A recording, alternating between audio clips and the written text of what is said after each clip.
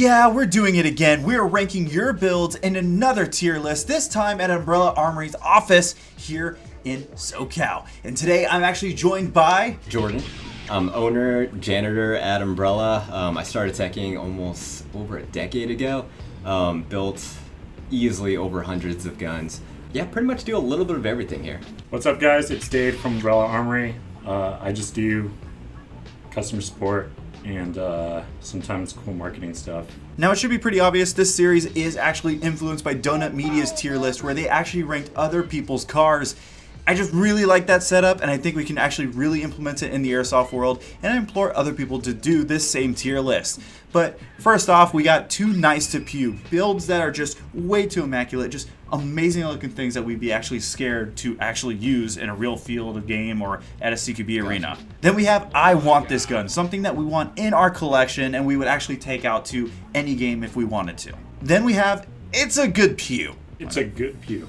It's just an all-around pretty nice build. You can't really describe a good pew because you know it when you feel it. It's you know, a good like pew. a buttery smooth 13-1 with like a 30K. And then we have At Least It's Got Soul, something that we can tell has got a little bit into it. They have a passion into it, and we're not going to discredit that. That's something that's their private little build, and we definitely want to show it off still. I've seen some MacGyver things. Teching-wise, it's amazing. But first, I of course need to thank Airsoft GI and KWA, who made my trip to Umbrella Armory possible in the first place, along with an interesting sponsor, and that's Olight, who sent me this, the Balder S and X9R Cell. This is exactly what I needed, a mini flashlight on my car keys to go along with my tech deck. But this is the attention grabber. The Balder S, the 800 lumens rail-mountable torch and laser combo that fits nicely on sidearms and is easily adjustable with the screws on the side. You know, so you can actually use the laser properly. The 3.7 volt 380 mAh battery that will last you 140 minutes straight before needing to be charged with a magnetic connection is another great plus. You most definitely won't be having this thing on for the entirety of a game day, so this will last you in a CQB arena or when combing through a dark area at a Milsim event. And I really do like these things, and that's exactly why I accepted the offer Olight gave me. This Balder S is going on one of my sidearms, and I don't think I'll ever remove it. But if you want one of those X9R cells for free, then I've got you. Or if you want to take advantage of Olight's summer sale that starts at 8 p.m. EDT on July 26th until midnight July 30th, then use the link I'm adding to the description down below. I'm talking about free items to up to 50% off, so use that link to upgrade your loadout today. But I'm keeping the tech deck though. I can't help you get one of those. But again, thank you to Olight for sponsoring this video.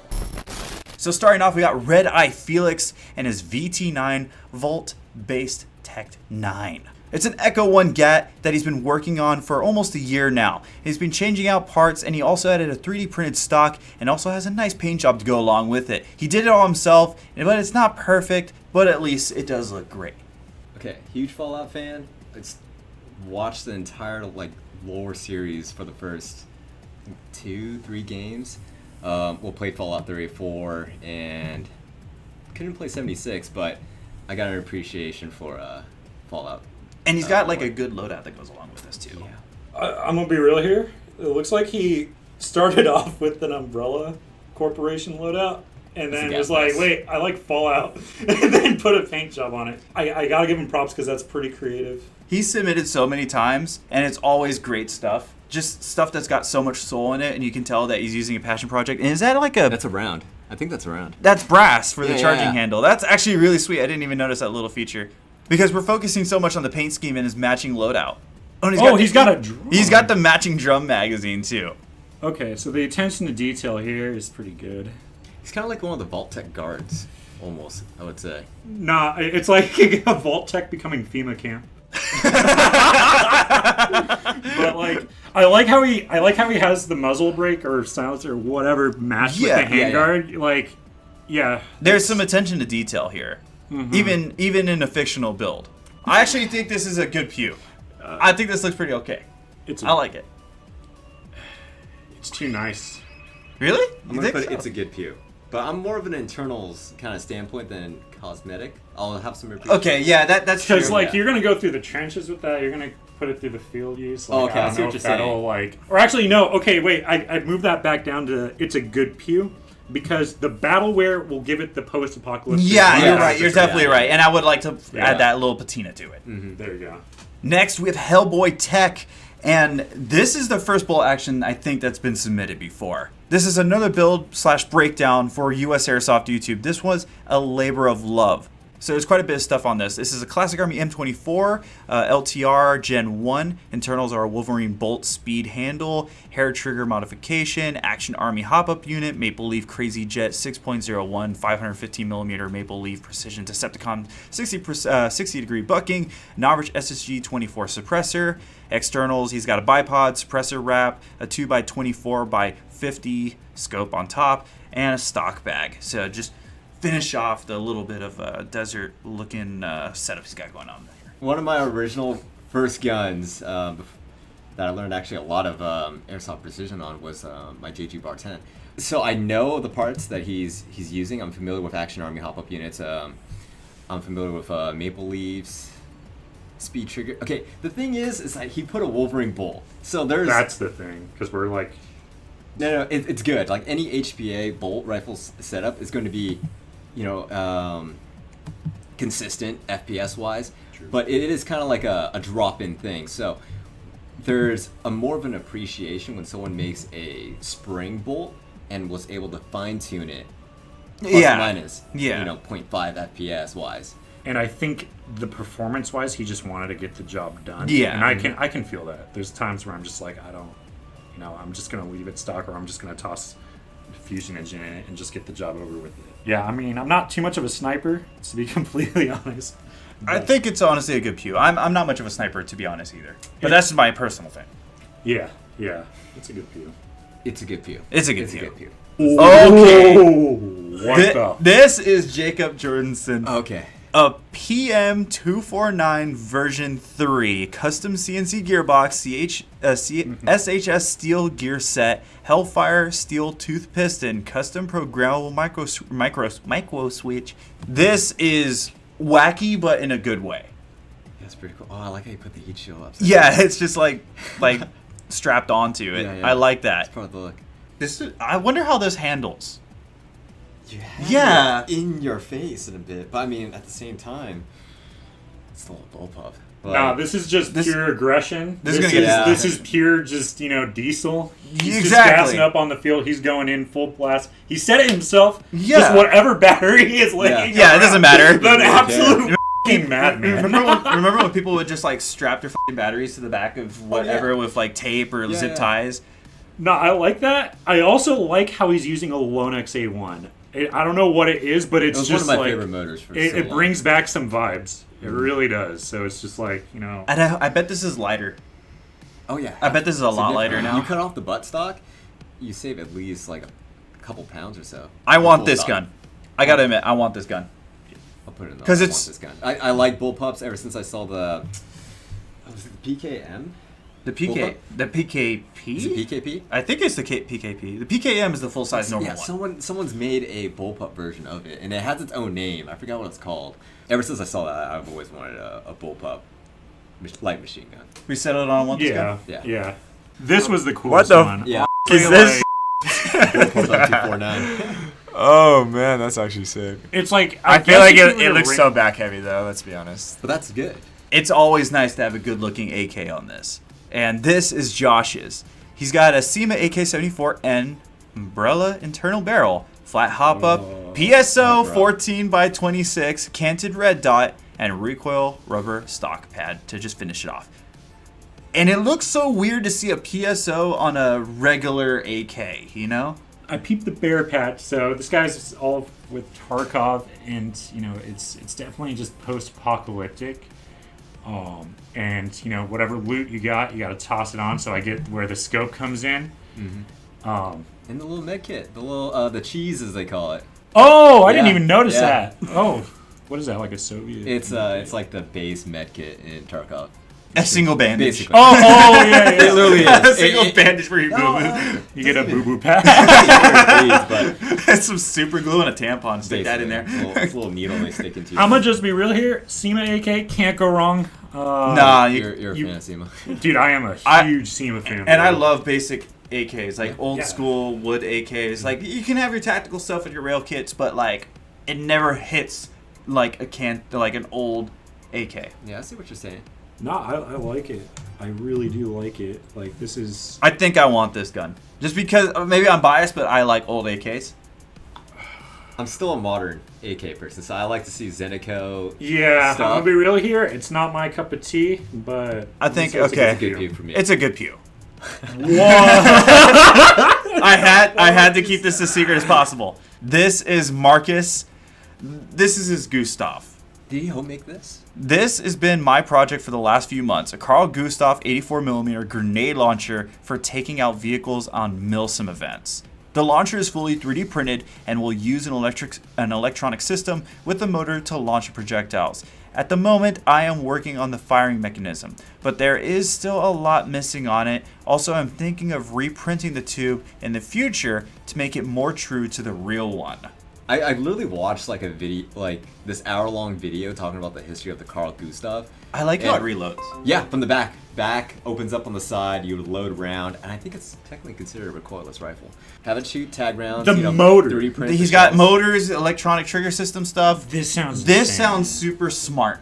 Like I dig it, and he's using his custom-made knowledge. the whole thing. Yeah, he's using knowledge here, all the knowledge. Yeah. To put this together. I want it. Yeah, I I want want to. it. I really want this. Okay, I was saving this one because I like this one a whole lot. I like the two-tone. Okay, I have a soft spot, no matter what, for MP5s. Yeah, Always. true. We'll always We all have do. And he's got quite a list if you would like to try to read off of it. Oh no! I can already see it. Go ahead, This is gonna Jordan. be contested. Okay, he's got it's an ICS MP5 A4. And this is by Mags, by the way. This guy submitted so much awesome stuff to me. Been around since 2006. Internally has a Jeftron Leviathan V2, SHS high torque motor, SHS tap plate, SHS Swiss cheese piston with polymer piston head. Okay, SHS M90, so pretty low FPS. Tornado 12-to-1 gear set. He is from the UK too. So. Gotcha. Okay, that makes more sense.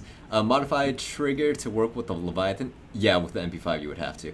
You know how like most Mark 18s or Scars, there's like 3 or 4 different. tones Exactly. of They tan, can't keep you a know? very good I think he's consistency. kind of going for that. But it Yes. works out for this. Yes. Okay, so I can see that he's actually like played with this before. It's got some like nicks and scratches here. So I wouldn't put this at the very top because I already know it's already kind of like a little bit damaged. But I really like this build. I would really want to put this in my collection. I'm really hoping you guys would say the same. But you guys aren't saying anything, so I like it. I like it. I would play with it personally. Looking over his internals though, Jeftron Leviathan does take some work to get installed correctly, so I give him props if he's got it working and everything.